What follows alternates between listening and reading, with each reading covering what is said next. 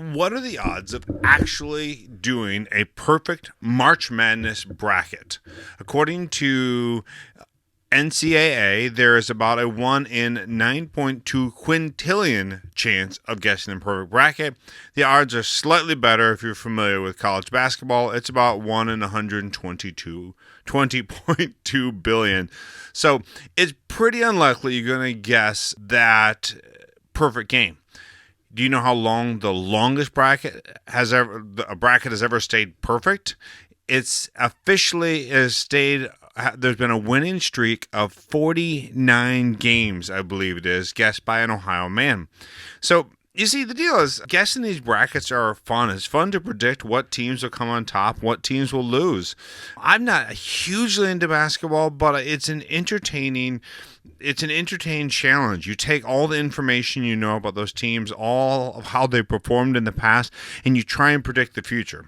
On one hand, it's flat out impossible to predict the future of a basketball team as the odds of this tournament go. But it's still, you can make educated guesses. You can make intelligent decisions about who you think is going to win based on their past performance. You know what? The same is true about being an entrepreneur. People say the odds are stacked against you succeeding as an entrepreneur, and businesses fail every single day.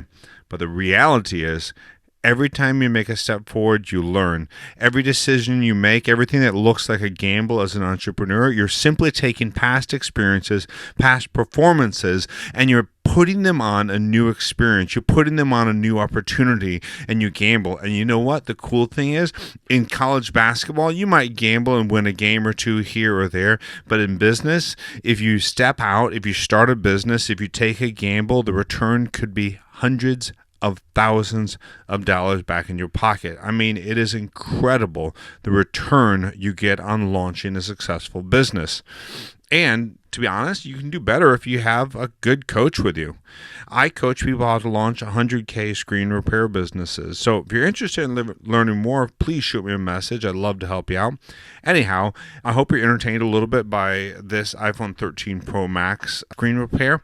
It's actually pretty simple. All we're doing is taking the screws out of the bottom, heating up the sides, putting some alcohol around the side as you've seen me do, and then you get the battery disconnected. And getting that black thing off the screen, it takes a little bit of work with a guitar pick, alcohol, and heat, but as long as you're patient, it's a piece of cake to do. I usually don't replace the adhesive on these, but you can do that if you like it, just a bear to get on and off. And then you close it up with clips. It's a really straightforward repair that I made $100 doing.